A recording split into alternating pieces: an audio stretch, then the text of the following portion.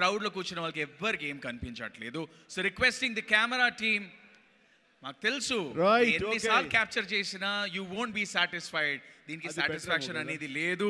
I understand. Requesting the camera team to step back. Thank you. Okay okay, అక్కడే sound బాగుంది, ఇక్కడికి వస్తున్నాను. Thank you.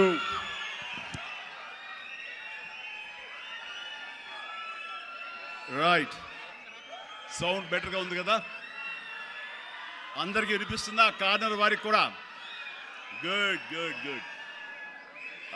Photographers Neel down అవ్వండి, లేదా స్టేజ్ కింద కూర్చోండి, సో దట్ అటు ఉన్నటువంటి నా మిత్రులకి, నా ఆప్తులకి నేను కనబడతాను. Please, I'm serious. దిగండి కిందకి. అండ్ సెక్యూరిటీ ఎవరు కూడా నించోవద్దు, కూర్చోండి. Nothing will happen here. ఈ 180 degrees ఎవరు ఉండకూడదు నాకు.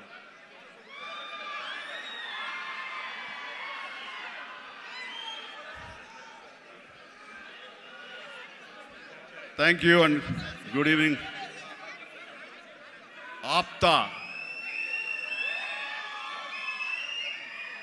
అమెరికన్ ప్రోగ్రెసివ్ తెలుగు అసోసియేషన్ ఆధ్వర్యంలో నడుస్తున్న ఈ క్యాటలిస్ట్ ప్రోగ్రాంకి విచ్చేసినటువంటి అత్యంత మహారథులు దేశ విదేశాల నుంచి, ముఖ్యంగా అమెరికా నుంచి ఇక్కడ విచ్చేసి ఈ హైదరాబాదులో తెలుగు వారిని కలుసుకుంటూ తెలుగు వారిలో ఉన్న ఔత్సాహికుల్ని, యంగ్ ఎంటర్ప్రినర్స్ని ఎంకరేజ్ చేద్దాం అనే ఉద్దేశంతో ఒకరికొకరు చేదోడు వాదోడుగా ఉంటే ఆ వచ్చే రిజల్ట్ వేరేగా ఉంటుంది. ఆ రిజల్ట్ మనకే కాకుండా మన ప్రాంతానికి, మన రాష్ట్రానికి, మన దేశానికి, మనం ఉండే ఇతర దేశాలకు కూడా ఉపయోగపడే విధంగా ఉంటుందన్న విస్తృతమైనటువంటి విశాలమైన దృక్పథంతో ఈ రోజున ఇక్కడికి ఈ సమావేశం ఏర్పాటు చేశారు. ఈ సమావేశం ఇంత చక్కగా, ఇంత ఎలక్ట్రిఫైయింగ్గా, ఇంత ఎనర్జెటిక్గా జరుగుతూ ఇంతమంది ఈరోజు సమావేశమై మిమ్మల్ని చూస్తుంటే ఆప్తా సభ్యులు కాదు, నా ఆప్తులు అనిపిస్తుంది. అలాంటి ఆప్తులకు నా హృదయపూర్వక నమస్కారాలు తెలియజేస్తున్నాను. కొన్ని సభలకు వెళ్ళినప్పుడు సరిగా మొక్కుబడిగా ఉంటుంది, కానీ ఇలాంటి చోటుకు వచ్చినప్పుడు నా కుటుంబ సభ్యుల మధ్య ఉన్న ఫీలింగ్, మీరంతా నా కుటుంబ సభ్యులు, ఒక పండుగ పురస్కరించుకుని నన్ను ఇక్కడ ఆహ్వానించారనిపిస్తుంది. అంత ఆహ్లాదంగా ఉంది, అంత ఆనందంగా ఉంది.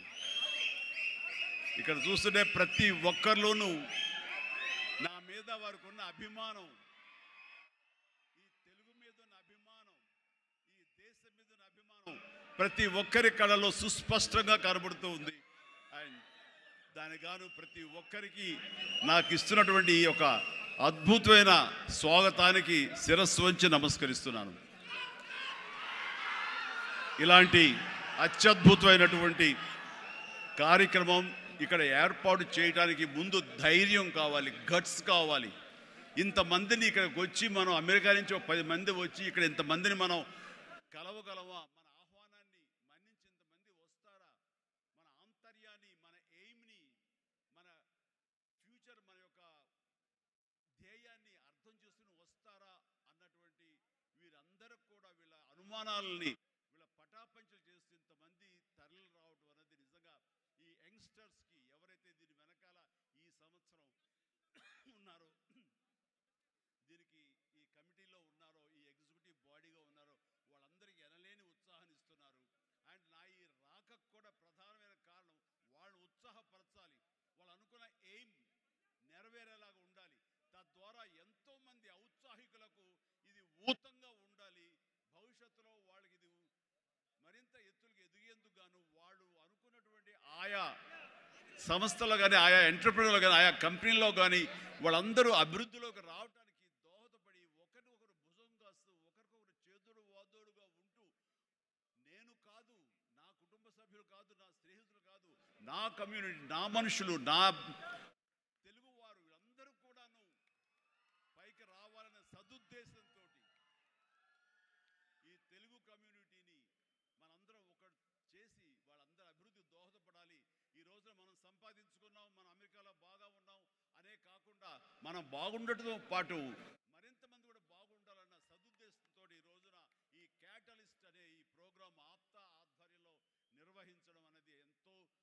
ఉదాహరణ వారందరూ కూడా అభినందనలు తెలియజేస్తారు. వారిలో ముఖ్యంగా సుబ్బు కోట, అలాగే సాగర్ లగ్గిశెట్టి, అలాగే రమేష్ తుమ్ము, మధు వల్లి చైర్మన్ ఆఫ్ ఆప్తా, అలాగే చంద్ర నల్లం, శ్రీనివాస్ చందు, శ్రీనివాస్ చిమిట,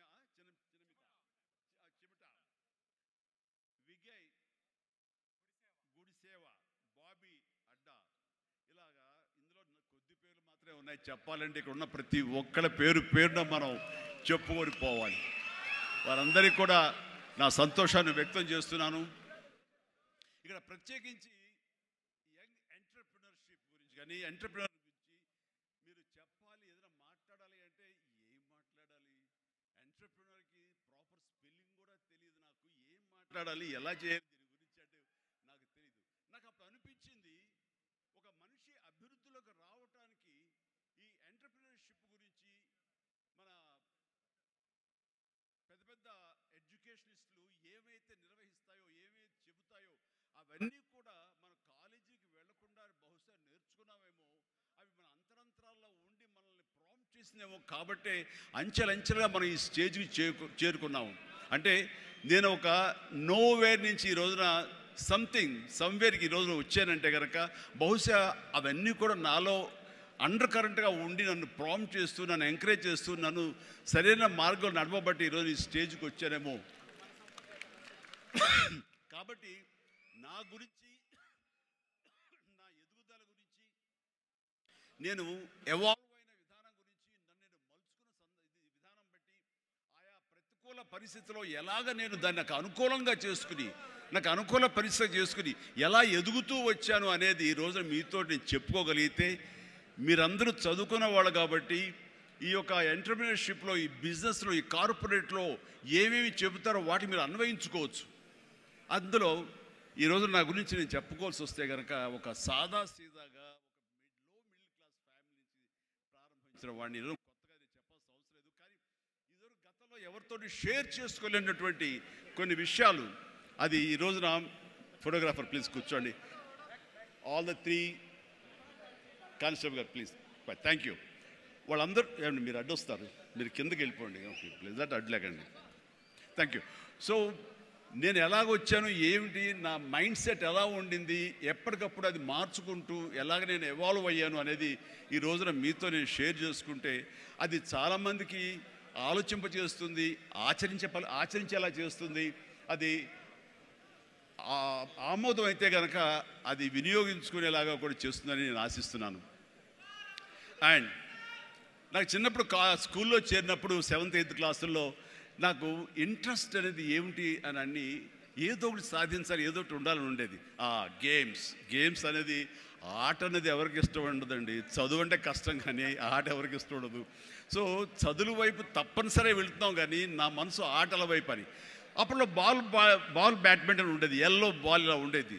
సో 1-2 రోజులు ఆడిన తర్వాత 3వ రోజు ఎవడో ఏమో తెలియదండి, సరిగ్గా కొడితే అది నా కంటికి తగిలి కళ్ళు వాచిపోయింది. ఆ తర్వాత మళ్ళీ ఆ గేమ్ వైపు వెళ్ళలేదు. సరే వాలీబాల్ ఆడదాం కదా అంటే వాలీబాల్ ఆడ అవతల షాట్ ఎగిరి కొట్టినప్పుడు నేను ఫింగర్స్తో టచ్ చేశాను. ఇలా టచ్ చేస్తుంది, ఫింగర్తో టచ్ చేస్తే మొత్తం 7 వంగిపోయినాయి. ఆ ఆట అంటే భయం వేసింది. క్రికెట్ అంటే ఆడెవడో మనం బాల్ తీసుకొచ్చి నా బొట్టనవేలు మీద కొట్టాడు, బొట్టనవేలు వాసిపోయింది. ఏంటి మన గేమ్స్ అచ్చొచ్చేలా కనపట్లేదు, నెక్స్ట్ ఇది కాదులే అనుకున్నాగా ఎన్సీసీ అనేది, నేను ఎక్స్ట్రా కరిక్యులర్ యాక్టివిటీస్లో పార్టిసిపేట్ చేయాలని నాకు ఎన్సీసీ కనిపించింది.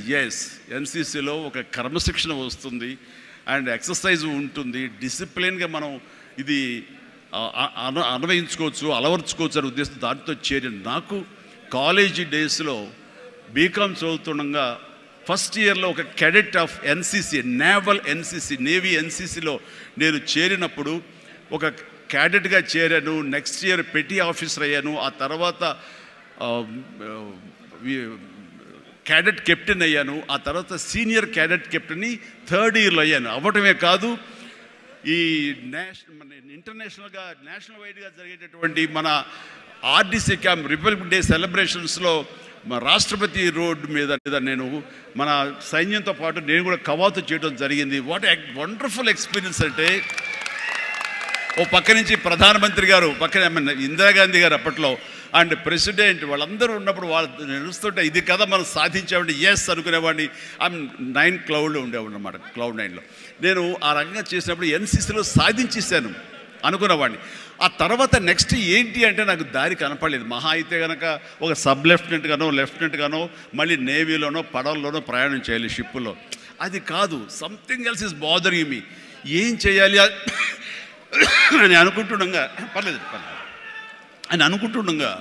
నాకు అనిపించింది, కాలేజీలో అనుకోకుండా ఒక డ్రామా వేశాను. ఆ డ్రామా పేరు రాజీనామాలో నాకు బెస్ట్ యాక్టర్ వచ్చేసింది. వెంటనే ఆ ఫోటోగ్రాఫ్ ప్రింట్ చేసి మా కాలేజీ మ్యాగజైన్లో వేసిస్తారు. అండ్ అక్కడి నుంచి ఎక్కడికి వెళ్తున్నా సరే అమ్మాయిల దగ్గర నుంచి తోటి వాళ్ళ దగ్గర నుంచి నన్ను హీరోలాగా చూస్తుంటే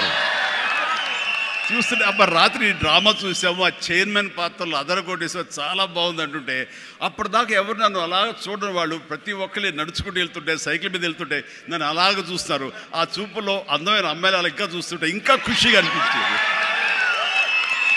వావ్, అది ఎంత ఎంకరేజింగ్గా ఉండేదంటే ఎస్ నా ఫ్యూచర్ యాక్టింగ్ అయితే ఎలా ఉంటుంది అన్నది అక్కడ సీడ్ పడింది. అక్కడి నుంచి నా ఇంట్రెస్ట్ డెవలప్ అయింది. అక్కడి నుంచి సినిమాలు చూడటం, సినిమా మీద దృష్టి పెట్టడం జరిగింది. డిగ్రీ అయిపోగానే ఏం చేయాలి అని నాన్నగారితో వాళ్ళతో డిస్కషన్ వచ్చినప్పుడు నేను మెడ్రాస్ వెళ్ళి సినిమా యాక్టర్ అవుతాను అనగానే నాన్నగారికి సినిమాల మీద మక్కువ ఉంది. ఆ ఎక్కడ లోకల్గా సినిమా షూటింగ్ జరుగుతుండగా ఆ ప్రొడ్యూసర్ తోటి ఉన్నప్పుడు నాన్న 1-2 వేషాల్లో చిన్న వేషాలు, మహా అయితే సెకండ్స్తో ఉంటుంది, 1 మినిట్ కూడా ఉండదేమో. ఏ సెంటర్గా నాకు ఇది ఎందుకు చేయకూడదు, చెయ్యొచ్చురా, కానీ అది మన ఏరియా కాదు, మనకు ఎవరు తెలిసిన లేరు, అక్కడ దిక్కుముక్కు లేదు, నీకు ఎవరు ఆసటగా నిలబడతారు, బాసటగా నిలబడతారు, ఎవరిని చేయూతనిస్తారు, చాలా కష్టం, ఎక్కడో అన్నోన్ ఫీల్డ్కి వెళ్ళి నువ్వు రాణించగలవా, ఒంటరిగా వెళ్తున్నావు అని అంటే ఏదో గట్ ఫీలింగ్, నేను రాణిస్తాను అన్న నమ్మకం, నేను వస్తాను అన్న నమ్మకం. ఎందుకంటే ఏమనుకున్నా, ఏ బ్యాంక్ ఎంప్లాయీ అనుకున్నా, నాన్నగారిలాగా పోలీస్ డిపార్ట్మెంట్ అనుకున్నా, ఇంకోటి అనుకున్నా, నేవీ ఆఫీసర్ అనుకున్నా కిక్ ఇవ్వటం లేదు. అదే సినిమా యాక్టర్ అయితే యా అని అనిపించింది అని అప్పటి నుంచి సినిమా మీద దృష్టి పెట్టాలంటే నేను లింగులిట్టుకుంటూ వెళ్ళి 4 ఫోటోలు తీసుకుని ఆఫీస్కి వెళ్తే ఎవడో ఆదరించడు. నేను ఒక ఫిలిం ఇన్స్టిట్యూట్లో ట్రైనింగ్ అయ్యానండి, ఆమె ట్రైన్డ్ యాక్టర్ అని అంటే ఎంతో కొంత ఆదరణ ఉంటుంది, రా కూర్చొని చేసి టీ అని ఇస్తారేమో అనే ఉద్దేశంతో నేను ఫిలిం ఇన్స్టిట్యూట్లో జాయిన్ అయితే అక్కడ నేను అయ్యాను. ట్రైనింగ్ అయిన తర్వాత అక్కడి నుంచి ఏ ఒక్క రోజు కూడా రమ్మండి, ట్రైనింగ్ పూర్తి అవ్వకుండానే నన్ను నా టాలెంట్ని చూసి ఆయా ప్రొడ్యూసర్లు అప్పటికప్పుడు నాకు వేషాలు ఇవ్వడం మొదలుపెట్టారు. నా ఫోటోలు తీసుకుని ఏ ఆఫీస్కి వెళ్ళలేదు, ఏ ఆడిషన్స్కి వెళ్ళలేదు నాకు, బట్ ఒకటే ధ్యేయం ఎస్ అని. ఆ టైంలో అందరూ తెలుసుకోవాల్సింది, మీ వర్క్లో కూడా తెలియకుండా పాండీ బజార్ వెళ్ళేవాడిని ఎప్పుడైనా. అక్కడ వెస్టర్న్ ఇంట్రెస్ట్ ఉండి డిస్గస్టెడ్ పీపుల్, ఫ్రస్ట్రేటెడ్ పీపుల్ అక్కడ ఉండి కాఫీలు టీలు తాగేవాళ్ళు. నేను అక్కడికి వెళ్ళేవాడిని, కొంతమంది కలిసి ఏంటి కొత్తగా వచ్చావా, ఏం చేస్తున్నావు, సినిమాల వేషం ట్రై చేస్తానని, ఇంకా ఇన్స్టిట్యూట్లో ట్రైనింగ్ అవుతున్నాను. ఆహా అబ్బో రైట్ రారా, వీడు చూడు ఎంత అందంగా ఉన్నాడో, కొట్టేరు లాంటి ముక్కు, మంచి ఇది వచ్చేస్తూ, వీడికే దిక్కు ముక్కు లేదు, సోసోగా కనిపించే నీకేంటయ్యా, ఇదో ఇక్కడ అక్కు ఆశ పెట్టుకోకు, ఇక్కడున్న ప్రతి ఒక్కళ్ళు కూడా సినిమాల్లో ఏదో ప్రయత్నం చేసిన వాళ్ళే, ఇక్కడ నా అనేవాళ్ళు ఎవరు లేకపోతే నువ్వు రాణించలేవు అని చెప్పినప్పుడు చాలా డిసప్పాయింట్ అయిపోయేవాడిని. అయితే ఆశలు ఏదైతే మనసులో పెట్టుకుని నేను అవుతాను నమ్మకం ఉందో ఆ నమ్మకం సడిలిపోయేది, బ్రేక్ అయిపోయేది, కూలిపోయేది. అప్పుడు నేను ఒక్కడనే, నాకు ఆంజనేయ స్వామి ఒక్కడే నాకు ఉండేవాడు.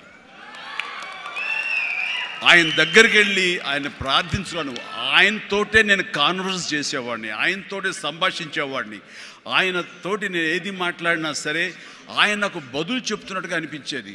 నేను ఎవరు వెళ్ళమన్నారా అక్కడికి, నెగిటివిటీ ఫీల్డ్లోకి, నీకు పాజిటివ్ కావాలి, ఎక్కడైతే నీకు పాజిటివిటీ ఉంటుందో నీ పాజిటివ్ ఫీలింగ్ని, నీ ఎయిమ్ని అది ఎన్హాన్స్ చేస్తుంది, స్ట్రెంగ్తన్ చేస్తుంది, అక్కడికి వెళ్ళు.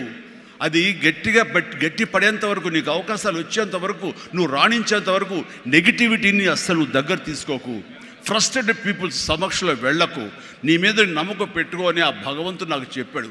ఏ పర్సనాలిటీ డెవలప్మెంట్స్ కానీ, ఏ మన బిజినెస్ మేనేజ్మెంట్లో కానీ ఏ బుక్స్ నాకు ఏమీ తెలియదు, అది స్పెల్లింగ్ కూడా తెలియదు నాకు. ఆయన చెప్పినప్పుడు ఇంట్యూషన్, అది నా అంతరాత్మే నాకు ప్రబోధించిందా, లేకపోతే బయట నుంచి ఆ భగవంతుడే చెప్పాడా, అది నేను అది నిర్వచించను. కానీ ఇక మీద అటు వెళ్ళకూడదు అని అనుకున్నాను. ఎప్పుడు ఇంతవరకు మళ్ళీ ఆ నెగిటివిటీ వైపు వాళ్ళ ఫ్రస్ట్రేటెడ్ పీపుల్ ఎప్పుడు ఎంటర్టైన్ చేయలేదు నేను. ఆ నమ్మకమే నాకు నిజంగా నాలో బలమైంది. అంటే మీరు ఒక ఉదాహరణ చెప్తాను అందరికీ అర్థమయ్యేలాగా.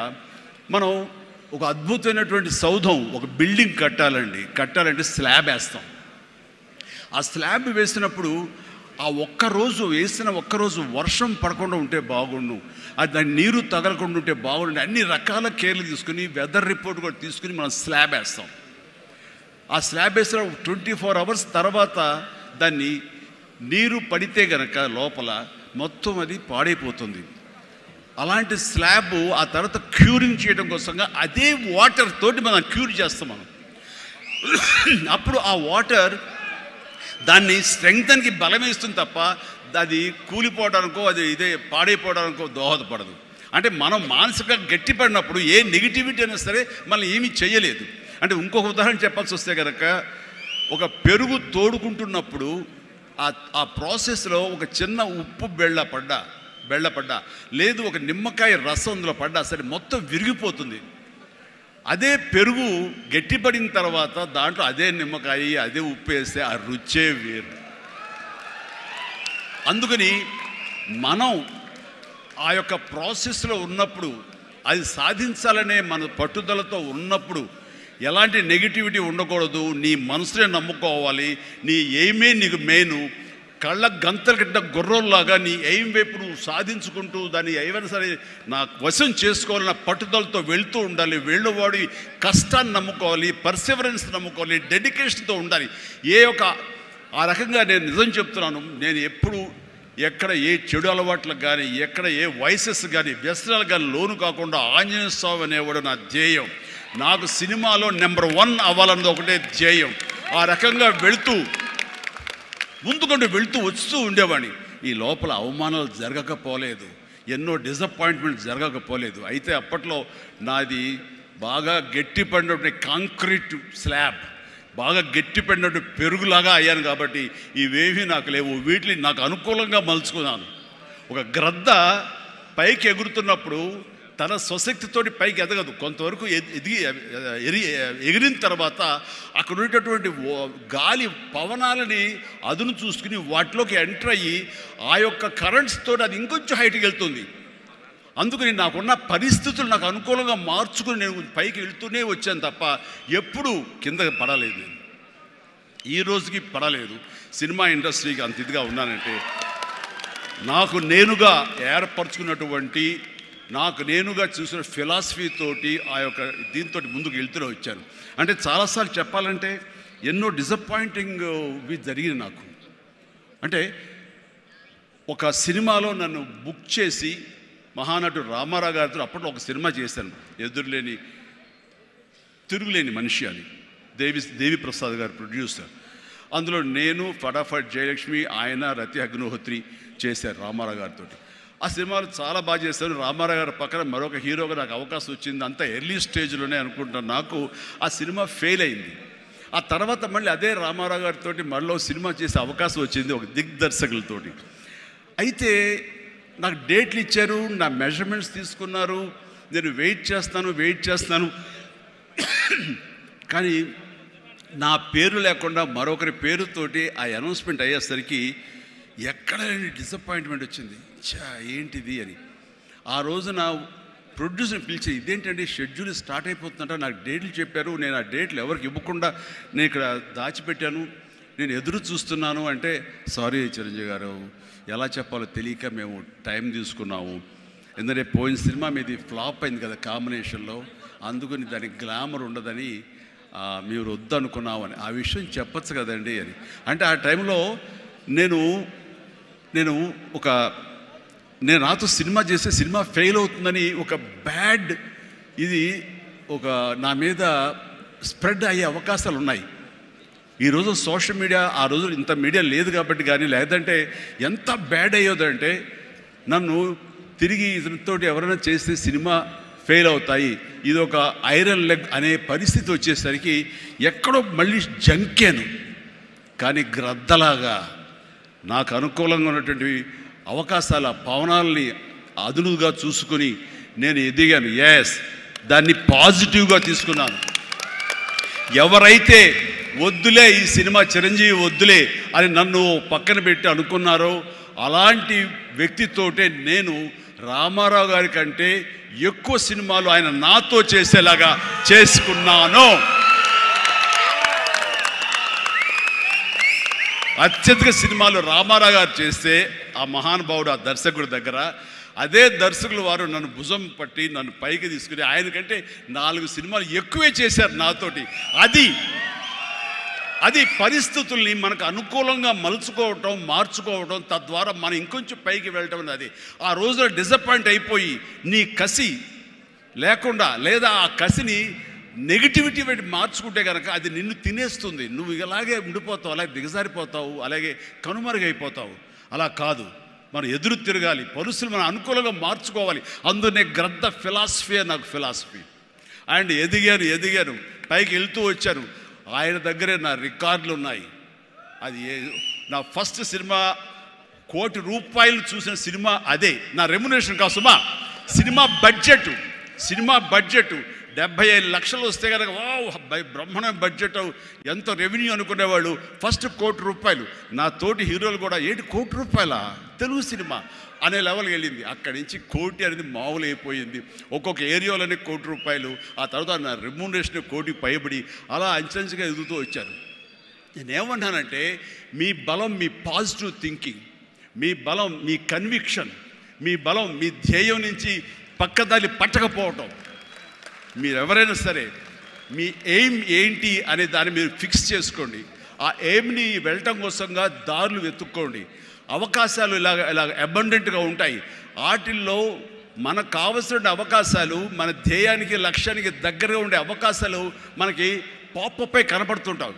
ఆ పాపపై కనపడే దాన్ని మనం గుర్తించగలగాలి, వాటిని ఎంబ్రేస్ చేసుకోగలగాలి, వాటిని మనకు అనుకూలంగా మనం మలుచుకోగలగాలి, అవి మనం బలంగా చేసుకోగలగాలి, వెళ్ళాలి.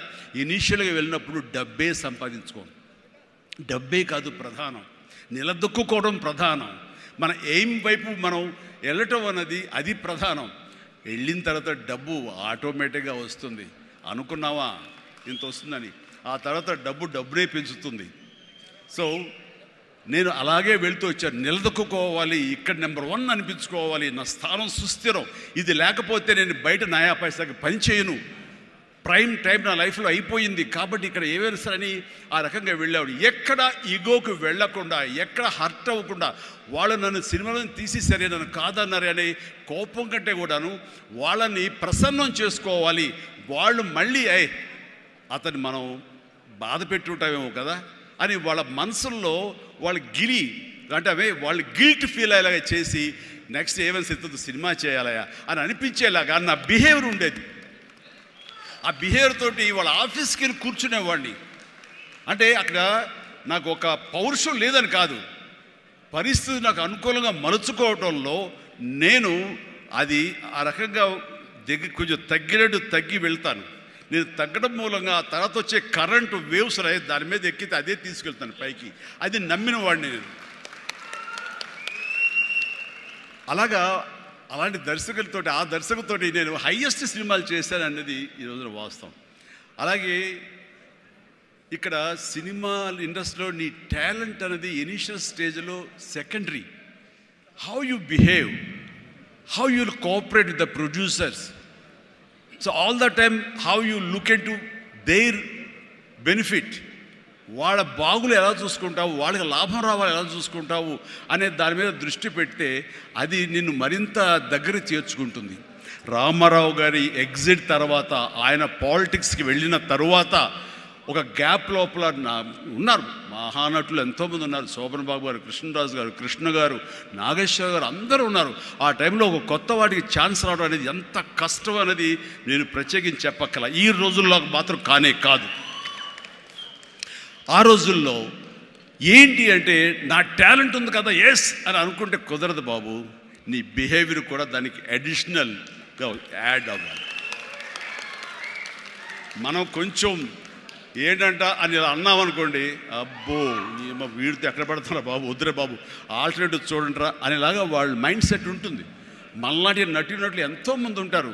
బట్ వాళ్ళలో మనం బెస్ట్ ఆప్షన్ అంటే అపార్ట్ ఫ్రమ్ అవర్ హిస్టానిక్ టాలెంట్స్, మనకున్న నైపుణ్యం కంటే కూడా మన వ్యక్తిత్వం అని కూడా అక్కడ చాలా చాలా ప్రధానమైన పాత్ర వహిస్తుంది. అలాంటి వ్యక్తిత్వాన్ని నమ్ముకుని వాళ్ళ ఆఫీసులకు వెళ్ళి కూర్చుని వాళ్ళతో సత్సంబంధాలు ఏర్పరచుకుని మీలో ఒకడిని అంటూ వాళ్ళకి ఆ నమ్మకం కలిగించి పెట్టి అలా ముందుకు వెళ్తుండేవాడిని. ఎలాగ ఎవాల్వ్ అయ్యాను అంటే, నన్ను ఇండస్ట్రీ నాకు చేయూతనిచ్చి ఇండస్ట్రీ నన్ను పైకి ఎదిగేలా చేసింది అనే దానికంటే నన్ను ప్రేక్షకులు ఫస్ట్ వాళ్ళను గుర్తించారు. ఇండస్ట్రీ గుర్తించలేదు, ప్రేక్షకులు గుర్తించారు, ప్రేక్షకులు చేయూతనిచ్చారు. అందుకనే ప్రేక్షకుల పట్ల నాకు ఎప్పుడూ కృతజ్ఞత ఉంటుంది. ఇది మీకు అర్థమయ్యేలాగా తేటతెల్లంగా చెప్పాలి అంటే, రామారావు గారు ఎగ్జిట్ తర్వాత ఎవరు అంటలో ఇద్దరు ముగ్గురు పోటాపోటీగా నిలబడి ఉన్నప్పుడు లక్ష్మీ ఫిలిం డిస్ట్రిబ్యూటర్స్ అని విజయవాడలో ఉండేవాళ్ళు. అప్పట్లో ఇప్పట్లాగా బయింగ్ అలాంటివి లేవు. ఏరియాల వైజ్ కొనటం సినిమాలు లేవు, బయర్ సిస్టమ్ లేదు, ఓన్లీ డిస్ట్రిబ్యూషన్.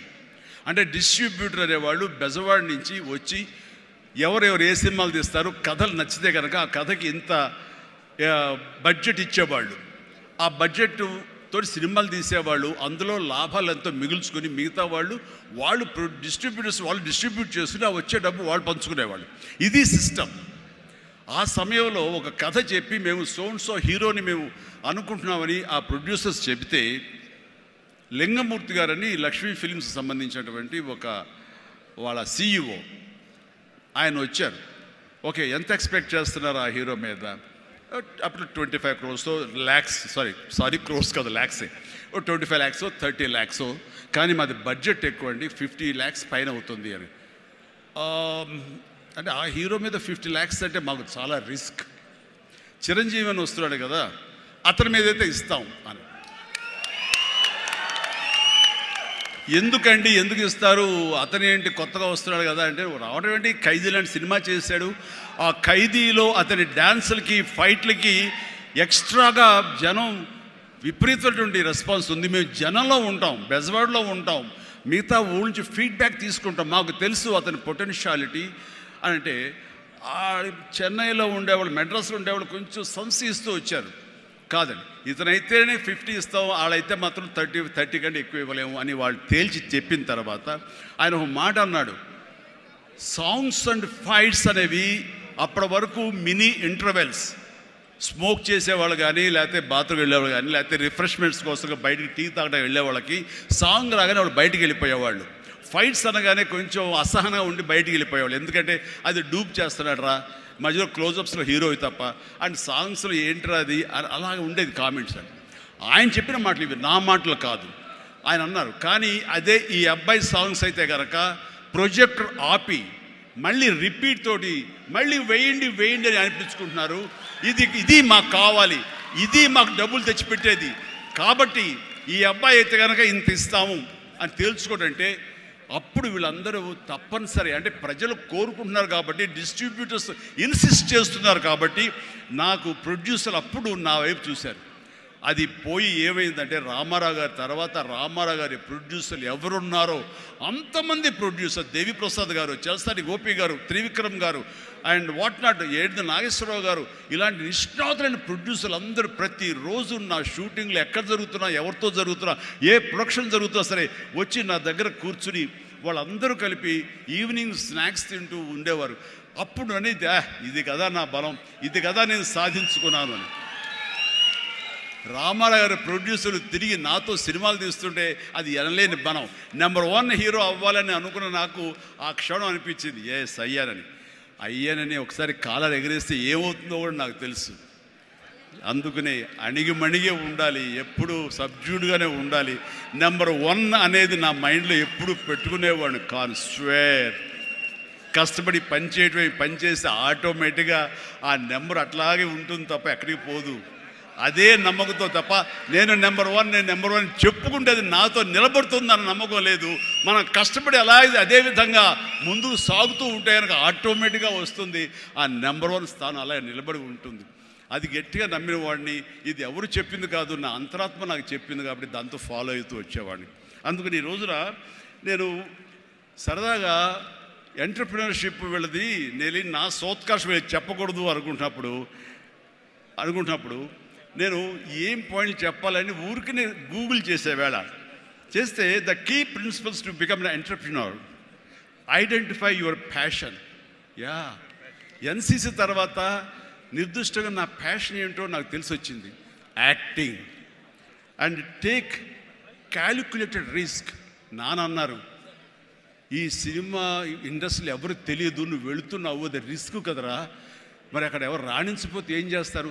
నాన్న, రాణించకపోతే ICWAI ఆ కోర్సు చేరతాను ఎగ్మూర్లో, అందులో సైమిల్టేనియస్గా చదువుతాను, టైం వేస్ట్ చేయను అంటూ పగలంతా ఫిల్మ్ ఇన్స్టిట్యూట్, ఈవినింగ్ అయ్యేసరికి ఈ యొక్క ICWI ఎగ్మూర్ అని చెన్నైలో ఉండేది, ఆ ప్రాంతంలో ఆ ఇన్స్టిట్యూట్లో night college చదివేవాడిని.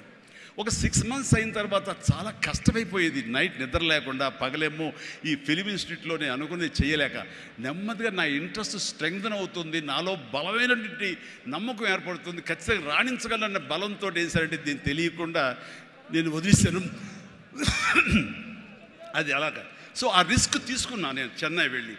Set clear achievable goals. Yes, నాకున్న టాలెంట్ డ్యాన్స్ అచీవ్ చేయగలను, నాకు టాలెంట్ ఒరిజినల్ ఫైట్స్ చేయగలను.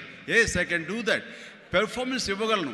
ఆ ఇవ్వటంలో పాటు ఒకే మాస్ అంటే ఎప్పటికైనా బోరు కొడుతుంది, అలా కాదు. అంటే డిఫరెంట్ డైరెక్టర్స్ని నమ్ముకున్నాను నేను, డిఫరెంట్ కథలను నమ్ముకున్నాను.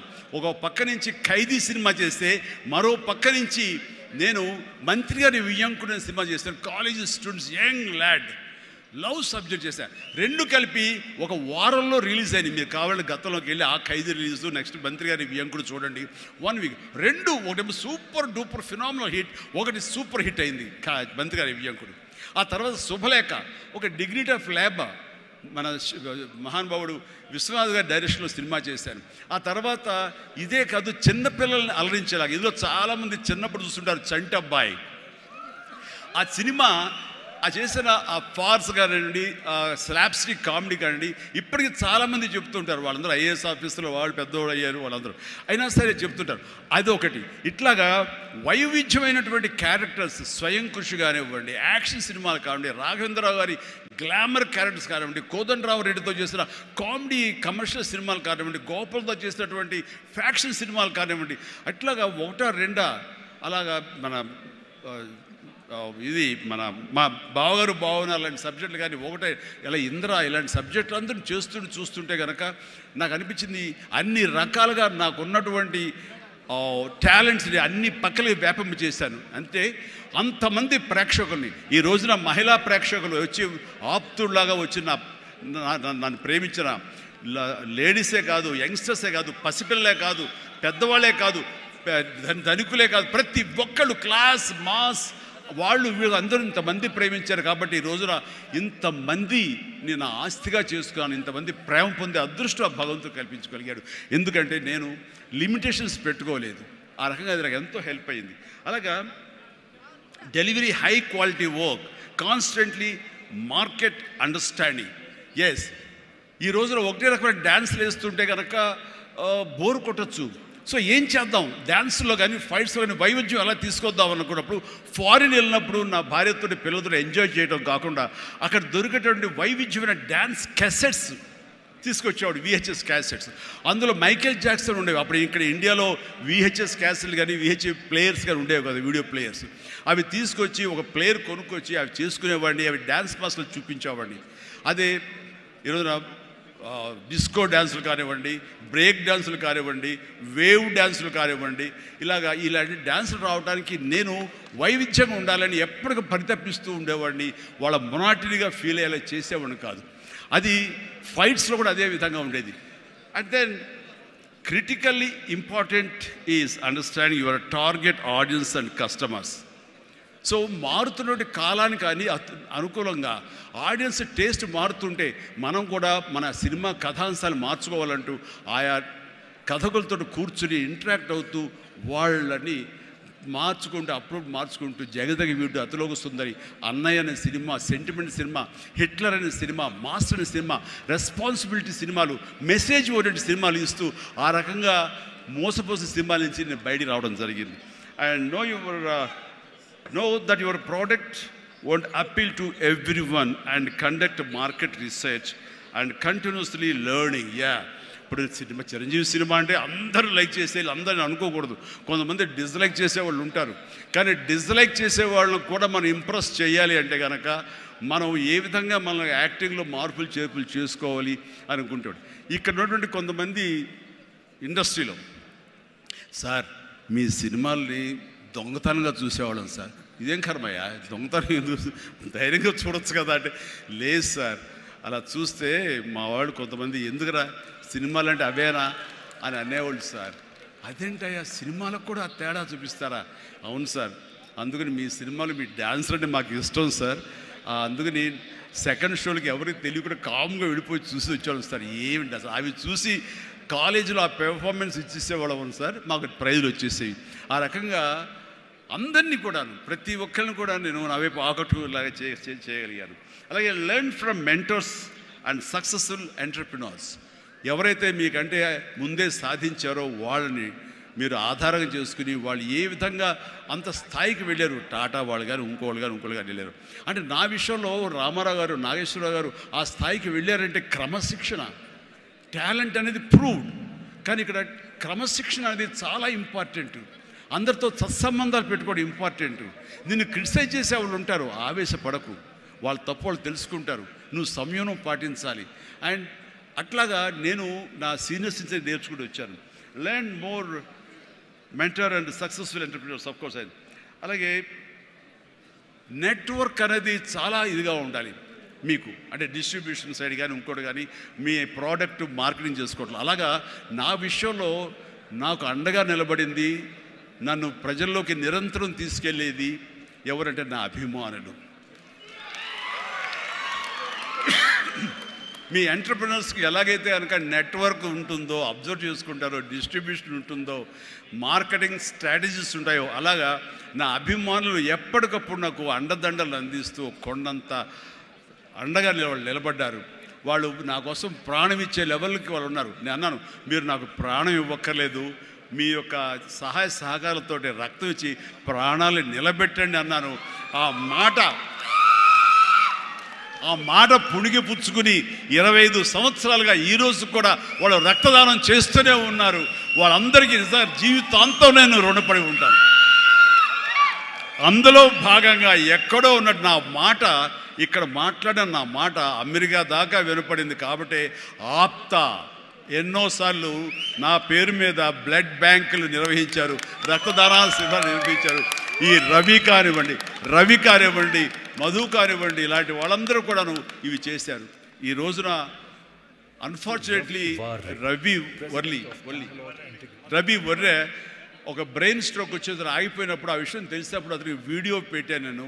వీడియో, రవి డోంట్ వర్రీ, ఇవన్నీ స్మాల్ థింగ్సే, బట్ అన్ఫార్చునేట్, సో త్వరలో కోలుకుంటావని అతను నేను మెసేజ్ పెట్టినప్పుడు అతను పొందిన ఆనందం అంతా ఇంత కాదు, అది ఎంతో ఉత్సాహాన్ని ఇచ్చింది. ఈ రోజున కోలుకుంటున్నాడు. ఈ రోజున ఈ సభ రవి రావాలి, అన్ఫార్చునేట్ రాలేకపోయాడు. కానీ నెక్స్ట్ ఇదే సభ ఇక్కడ జరిగితే కనుక రవి వస్తాడు, నేను వస్తాను, మీతో ఉంటాను. మీ అందరి ఆశీస్సులతోటి రవి లాంటి ఎంతూజియాస్టిక్ గాయ్ కోలుకుంటున్నాడు. వాళ్ళు మధుతోటిను, సాగర్ గారితో, మన ఇతర ఫ్రెండ్స్ తోటి, సుబ్బు చంద్రశేఖర్ గారితో, వీళ్ళందరితో కూడాను మళ్ళీ కలిసి ఈ యొక్క సభల్ని ఇంతకంటే అద్భుతంగా చేయాలి. అండ్ ఆ రకంగా నేను మీ ఎంటర్ప్రినర్షిప్, యంగ్స్టర్స్ ఎలాగ రావాలి ఏమిటి అనేది నా గురించి నేను చెప్పుకోవడంలో తెలియకుండానే మీకు అందరికీ చెప్పాను. అది మీకు అందరికీ అర్థమై ఉంటుందేమో అనిపిస్తుంది. కాబట్టి ఇది నాకు గొప్ప అవకాశం.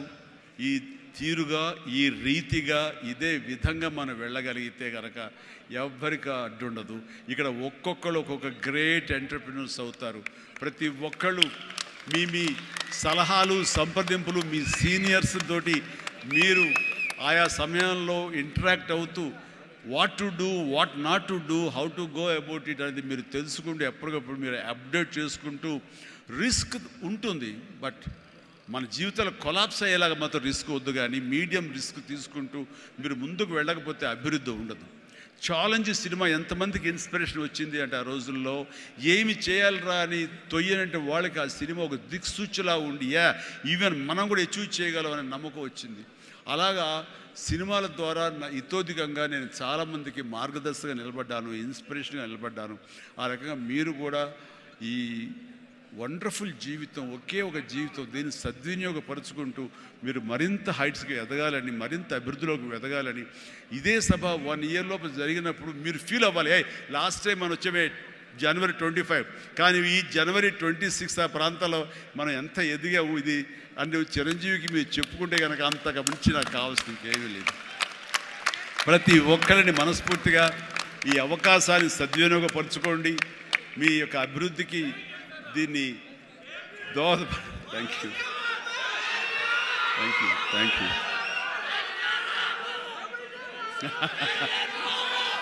ఎస్ ఇందాక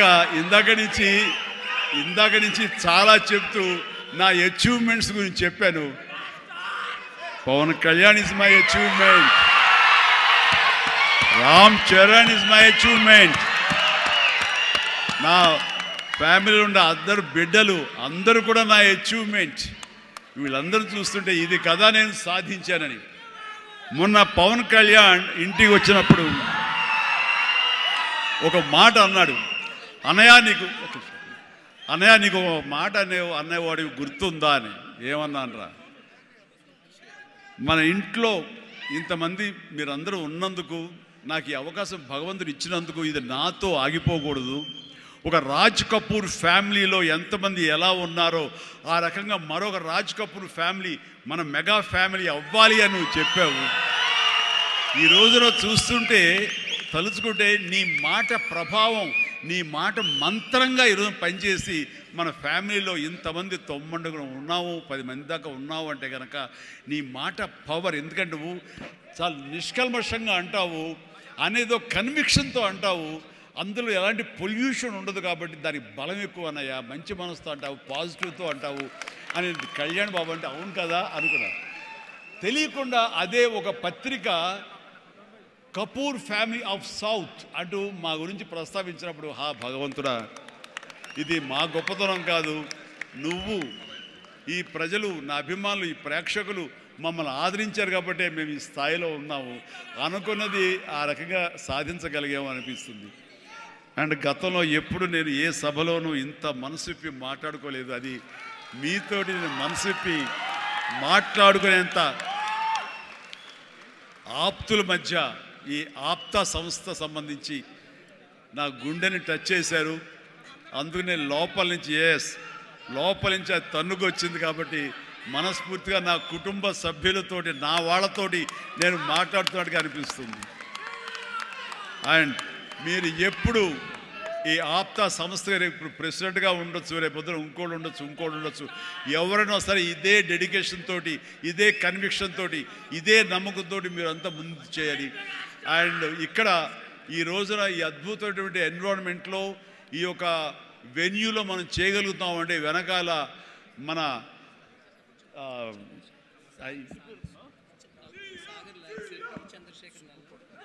ఈ వెన్యూ ఇచ్చినటువంటి మా గోపి చల్మశెట్టి అనిల్ అంటారు. గోపి నాకు అత్యంత ఆప్తుడు, నా ఇంటి మనిషి. మేము ప్రతిరోజు కలుసుకుంటూనే ఉంటాం.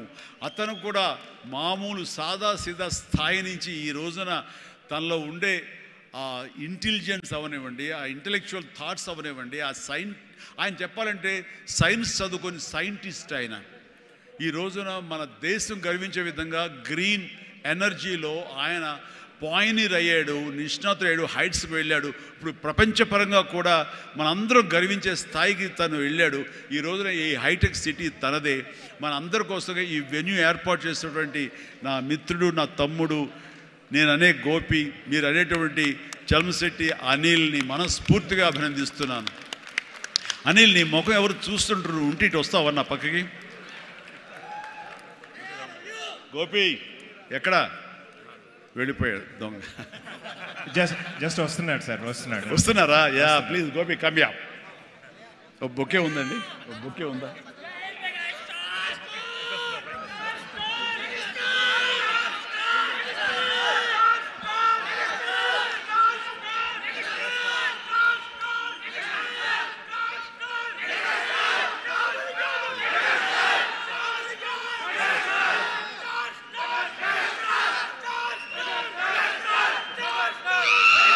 మెగాస్టార్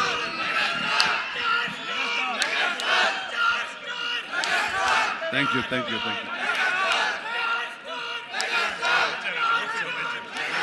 గోపి గారు థ్యాంక్ యూ గోపి. అండ్ వీళ్ళు ఏర్పరచుకున్న ఈ సభకి మీరు చేసినటువంటి ఈ యొక్క సపోర్ట్కి వారందరి తరఫున, ఆప్త తరఫున, నేను ఆప్త క్యాటలిస్ట్ తరఫున నేను మీకు ధన్యవాదాలు తెలియజేస్తాను. More important is I want to this being a catalyst and an entrepreneurial platform. It is the basic nature what you have to learn. మనం ఈ పర్సనాలిటీ నుంచి నేను I think I personally know him 70 years. Before that, I always learned so many things understanding Chiranjeevi garu. How hard work, determination, commitment to the society, family, the fundamentals of any entrepreneur to create a social impact. The fundamentals what you have to learn and learn from him. And today I would say most of the credit goes to him. I always say you are my guru. Yes, sir. You are my brother. Yes, sir.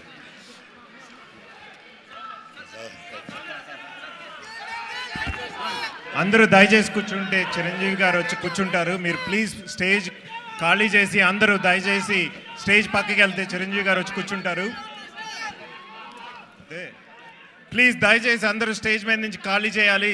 మీరు చిరంజీవి గారు వచ్చి కూర్చోవాలి అంటే దయచేసి మీరు అందరూ ఖాళీ చేయాలి. స్టేజ్ మీద నుంచి ప్లీజ్ దిగండి అందరూ. మీ చిరంజీవి గారు ఇక్కడ ఉండి 2 నిమిషాలు